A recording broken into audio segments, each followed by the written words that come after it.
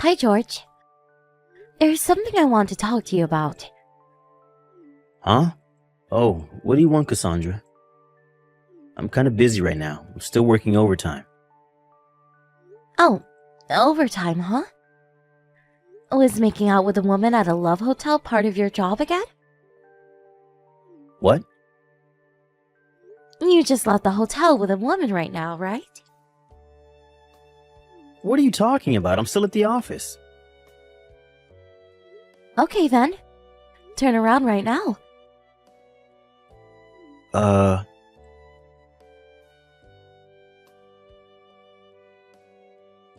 What is the meaning of this? Wow, you're pretty fast when you run away. What's going on? What did you do? You didn't tell me that you would be there when I turned around. How did you know I was here? I followed you here. And why would I tell you? That would have ruined the whole purpose. You followed me? This is called stalking, you know.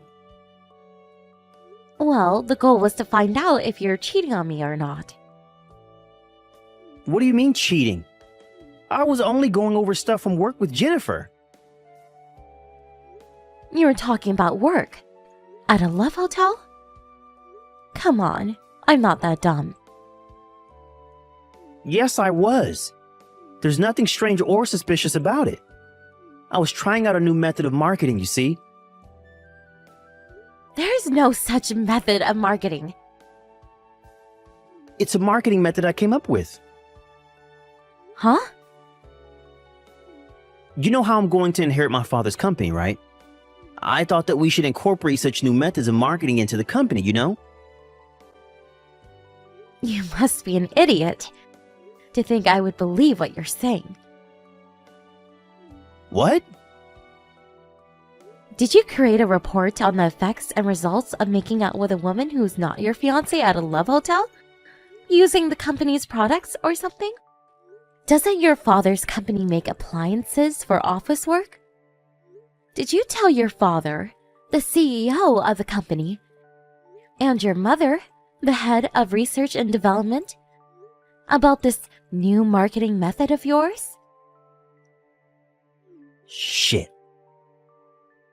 Trying to make any excuses is just going to make you look pathetic, you know? Fuck.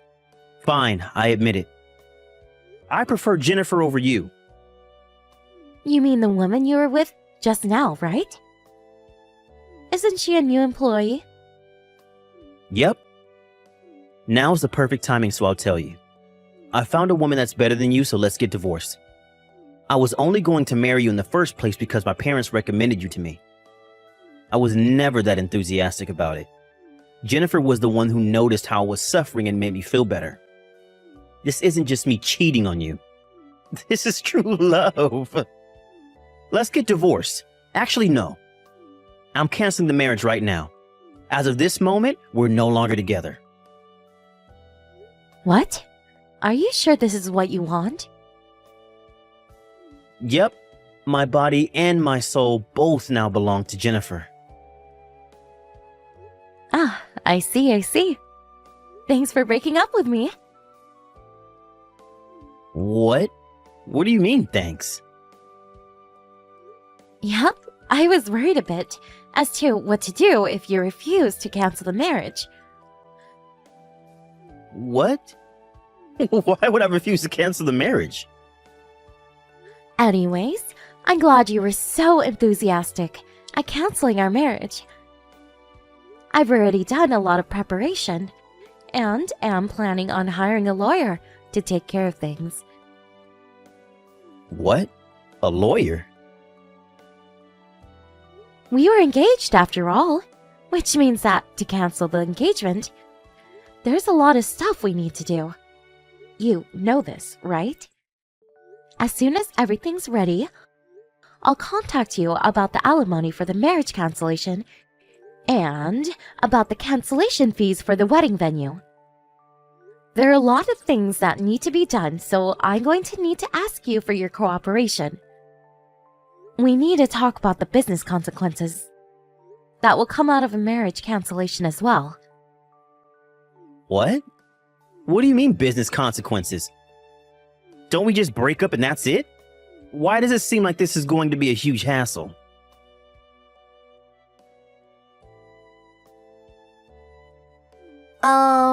You're Cassandra Phillips, right? This is Jennifer Norris, George's new girlfriend. I wanted to talk to you, so I got your phone number from George. Oh, the fact that you contacted me directly must mean that either you're quite thick-skinned or quite fearless. Or maybe both. Yeah. I don't want to hear the howls of the dog who lost, so I'll ignore your remarks and continue with what I have to say, old lady. What is it? I heard that you and George are going to break up since you found out about a relationship. So I decided to apologize to you for stealing your boyfriend. It was less than 1 month before you two got married, right? I'm so evil. Yes, we are going to break up. I'm going to be asking an alimony from you too, by the way. What? What do you mean an alimony? Is this too the barks of the dog who lost? Didn't I just apologize to you for stealing your boyfriend? I apologize, so that's the end of this conversation. You already agreed to breaking up with George, so everything's been solved and we can all happily go our own ways. Yes, I hired a lawyer to take care of things, specifically to make sure that we can all go happily on our own ways once the marriage cancellation has been made officially. Huh? You hired a lawyer? Why did you go out of your way to do such a thing? Oh, I understand. You're trying to make this a big deal just so you can bother me and George, right? You're such a jealous woman. Even I feel a bit embarrassed. Jennifer? Me and George weren't just boyfriend and girlfriend, but we were also engaged to each other. So what if you're engaged to each other? Can you not act all arrogant just because you were a little bit more than a girlfriend to him? It's not as if you were married to him at the time. And besides, love is free. Marriage cancellation is enough reason to ask for an alimony. What? Also, I've already talked to your parents about this situation. What? My parents? Please don't do anything rash until my lawyer contacts you. Huh? I'm afraid you won't be able to keep your current job.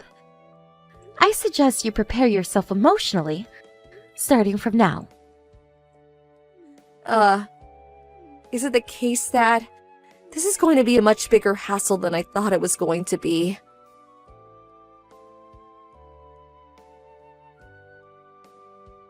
Hey, Cassandra! My dad just told me that he's going to make one of the senior managing directors the next CEO, not me.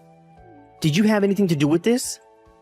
Not only that, but he's locating me to a small branch company based in some rural area. What did you do? It's not that I did something, but that your father was forced to make these decisions because of what you did, no? What? To be honest, I was skeptical about the idea of someone who cheats on their fiancé when there's less than a month until the marriage being the next CEO. Did you not think about what the other employees would think of such a man was let off without any sort of punishment? Isn't that why your father did what he did? He made these decisions as the CEO of the company. You should be glad he didn't fire you. Huh? Marriage and love are private matters. It shouldn't have anything to do with work. There's no reason I should be receiving this sort of treatment. Aren't you forgetting something extremely important? What am I forgetting? That my grandfather is the largest owner of your father's company stocks. What? Seriously? Did you really forget about it? I never even knew. If I had known, I would never have cheated on you.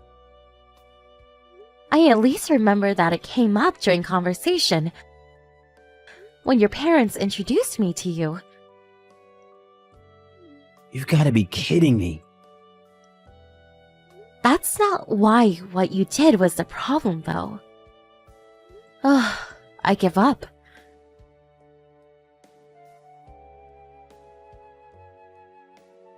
Cassandra, is it true that your grandfather is the largest owner of stocks at our company? Yes, it's true. So it is also true that George is not going to be the next CEO anymore because he angered your grandfather?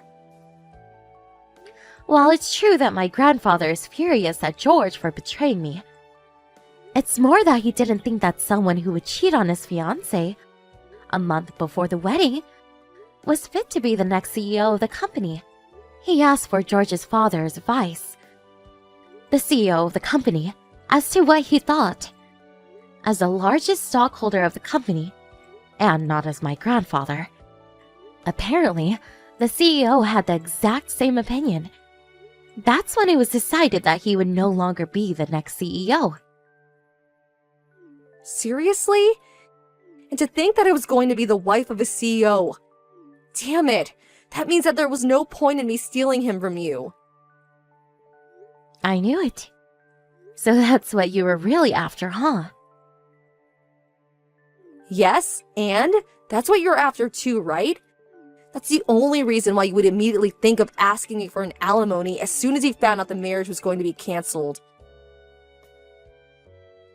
I'm only exercising my legal rights as a person who was cheated on by their fiancé. Besides, I already earn enough money for myself that I don't really care whether my husband is a CEO or not. What? I'm not going to tell you about my job, because I don't want you two doing anything that might harm my business. But I'll just tell you that I'm not interested in any money from my husband. If that's the case, you don't need to ask me for any alimony, right? You already have all the money you need, probably. Why not just be kind and not ask me for any alimony? I already told you beforehand. I'm only exercising my legal rights as someone who was cheated on by their fiancé. Doesn't matter whether I have the money or not. But everyone at the office is giving me these cold looks. And I feel as if I'm kind of forced to quit my job at this company. If you take money from me, then I don't know if I'll be able to get by. So can you just, please? Don't you think you're messing around a bit too much? An alimony is an expression of sorry in the form of money. You can't just refuse to pay or demand a decrease in the amount without any proper reason. It's just out of the question. But it's true that I don't have any money. Bothering me about it is not going to solve anything. I'm only answering your text to answer any questions you might have. But having to deal with someone who doesn't know anything is quite tiresome. Please talk to my lawyer from now on. Fine, lend me some money then. Then I'll pay your alimony. Are you telling me that you're going to borrow money from the person you're supposed to pay an alimony to and use that very same money to pay the alimony? Huh? Wait, what? It seems that you're so disoriented that you can't even think straight anymore. What? That's not what I meant. Wait! I think it would be better if you talked to my lawyer. Not me. Goodbye then. Hold on! I thought that I would become a celebrity after I became the wife of a CEO, which is why I used up all of my savings. I seriously don't even have any more money. Cassandra, please, do something about it.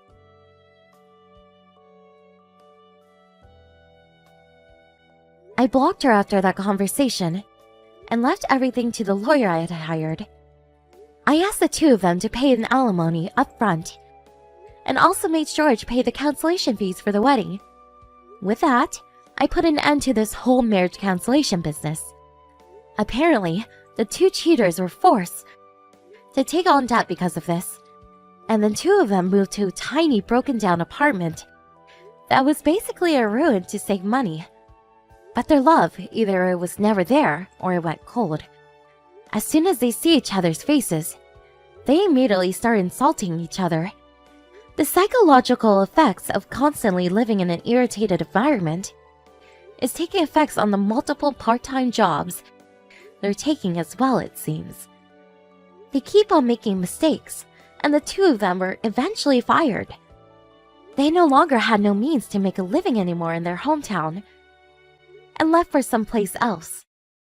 What happened to them after that? I don't know. Hey, Laurel. I just turned in the divorce papers. That apartment room is going to be me and Cindy's room from tomorrow. Pack your stuff and leave by today. I understand. Jesus, if I had known you were infertile, I never would have married you. Still, I don't understand why you thought that meant it was okay for you to cheat on me. It's your fault for not being able to have children. And you're telling me to test whether I was infertile or not. You even made me come with you on your infertility treatment. You probably wouldn't have let me divorce you unless I cheated on you like this. I accept that you were prepared to have my children, but you're infertile, so it doesn't matter. Do you realize how much you're embarrassing yourself with all these pathetic, useless efforts of yours? I did an infertility test and it said I had no problems. You still wouldn't believe me, so that's why I had myself tested at other clinics as well. But all of the tests came out saying I was fine. Don't you understand that unless you take an infertility test as well as we won't find out the reason we can't have children? I already told you this before. There's no way that I'm infertile. Give it up already. I see. It looks like you just don't care anymore. We already divorced. So have a baby for all I care with this new wife of yours. Yep, Cindy's already been tested. And it seems there's nothing wrong with her. She's sure to be able to have children. Unlike you. Get at it, starting from tomorrow. Well then, goodbye.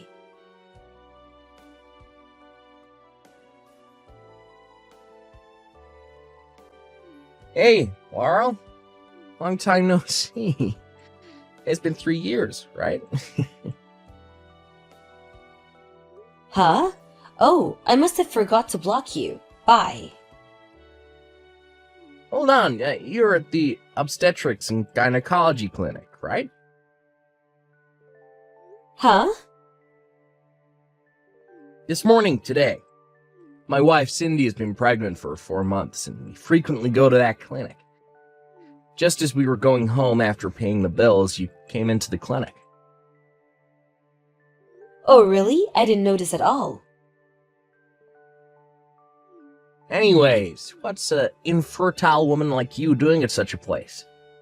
Shouldn't you have nothing to do with obstetrics and gynecology clinics if you can't have children? It's not the case that only pregnant people go to obstetrics and gynecology clinics. There are also people that go to such clinics because they have related illnesses. Oh, I get it. Do you have an illness in your uterus or something? No, I don't. Then what is it? Sorry, but I'm currently driving and I'm only texting you because of a red light. I have to start the car by now, so bye. Hey, wait. At least answer my question first. What business does an infertile woman like you have at an obstetrics and gynecology clinic?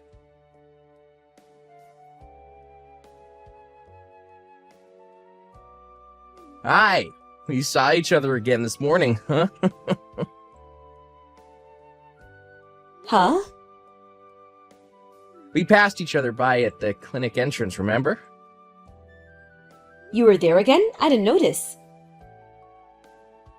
If that last time wasn't the only time you visited the clinic, then that must mean you come here regularly. Kind of, yeah. That reminds me. I heard you got married with another man. How do you know about that? Found out as soon as it happened by asking a mutual acquaintance.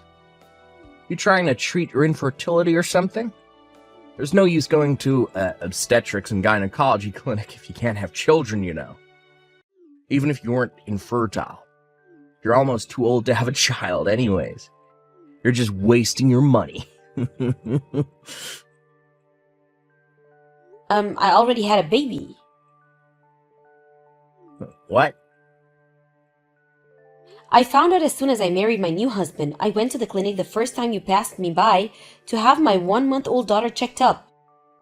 Today we visited the pediatric clinic located in the same building for my 3-month-old daughter's checkup. Huh? You must be lying, right? Speaking of which, you say you already noticed me twice at the clinic, but didn't you notice my husband who was right next to me and the baby in his arms?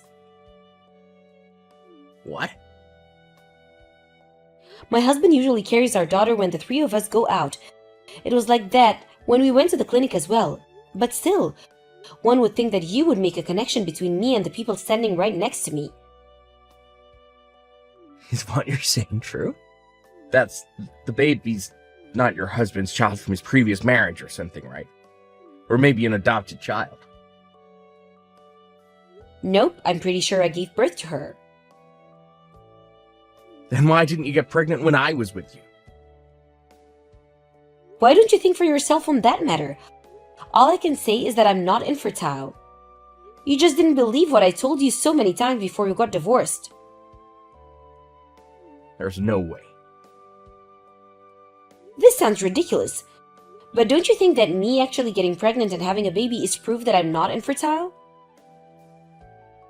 It doesn't make any sense, because it can't be me who's infertile, because my wife Cindy is currently pregnant. There's no use telling me this. I don't know. My daughter started throwing a tantrum, so bye. Is that guy with the glasses your new husband? Huh?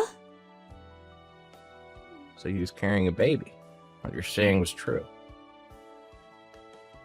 What? You were at the clinic again today? No. My office is near the clinic, and I can see the parking lot well from where I work. I thought that it was almost time for your daughter's 6-month checkup, so I was making sure to keep an eye out. That's when I saw you and a man carrying a baby out of a car together. The two of you looking so happy side by side. Is it fine now that you believe what I told you? What? You wanted to see with your own eyes because you were wondering whether I was actually infertile or not, right? Now that you got what you wanted, will you leave me alone now? Don't contact me again.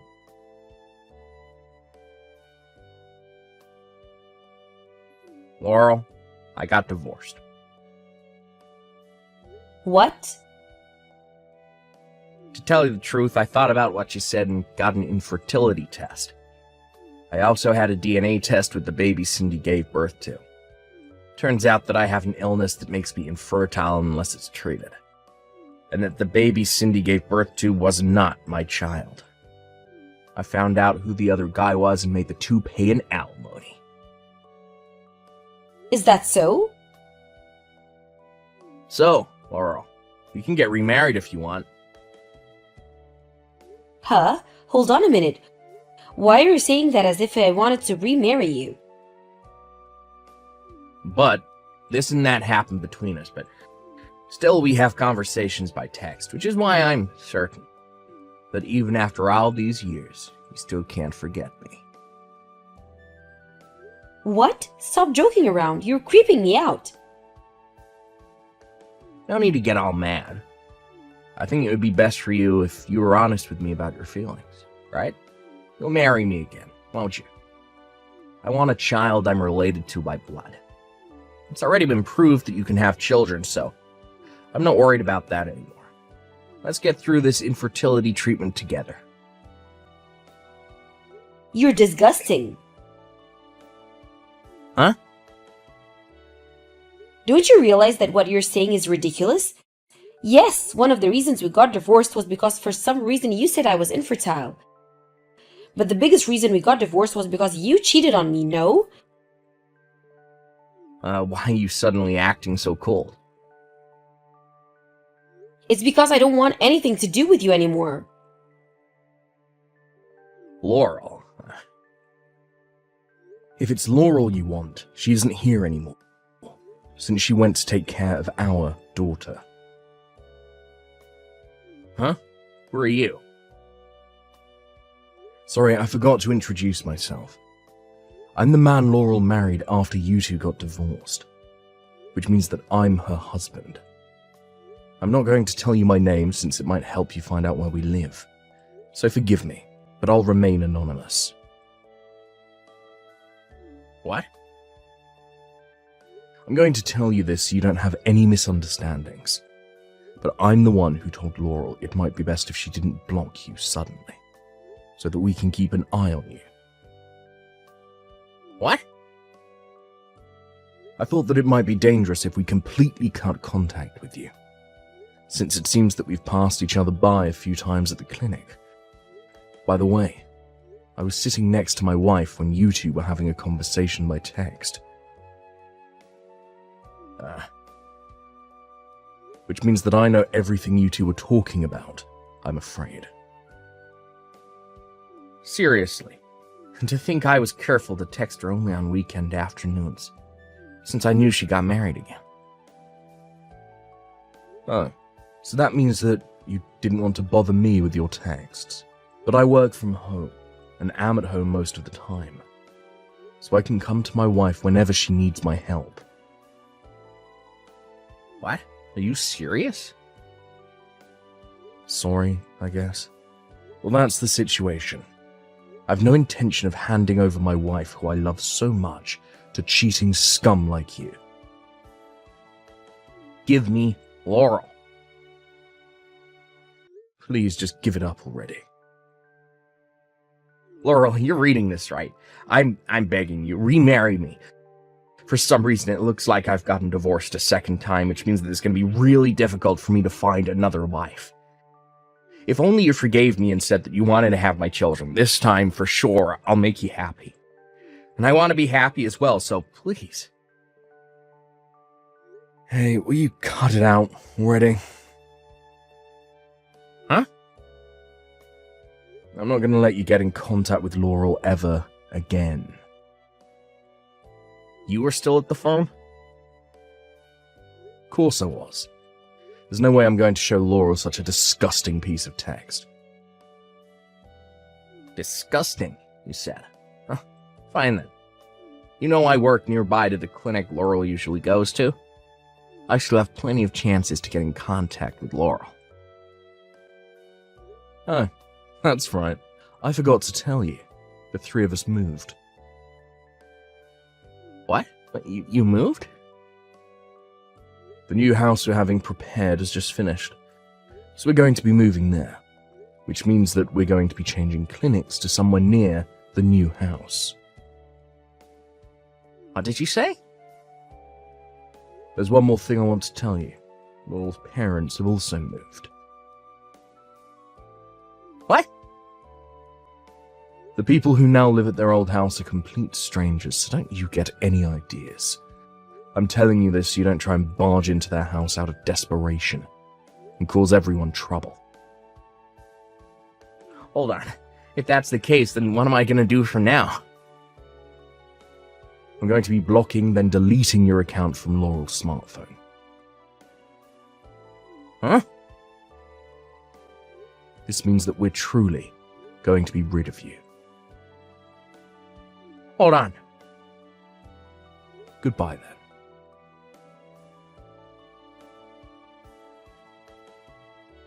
Even though my husband warned him, it seemed that my ex-husband decided to take his chances on his last sliver of hope and barge into the old house of my parents, Luckily, no one was inside the house, which means that no one was hurt. He rang the doorbell and screamed at the front of the door, but there was no reaction, so he went into a frenzy and started destroying the property. He broke a window leading into their yard and broke in, causing a mess in the living room. The neighbors called the cops on him, and he was arrested for breaking into private property. That being the case, he caused a lot of trouble to a family who had nothing to do with anything. Not only did the money he get as an alimony from his ex-wife and the guy she was cheating on disappear, but he was forced to go into debt to pay for the damages he caused. I don't know for sure what happened to him after that, but there are rumors that he was put into a mental facility.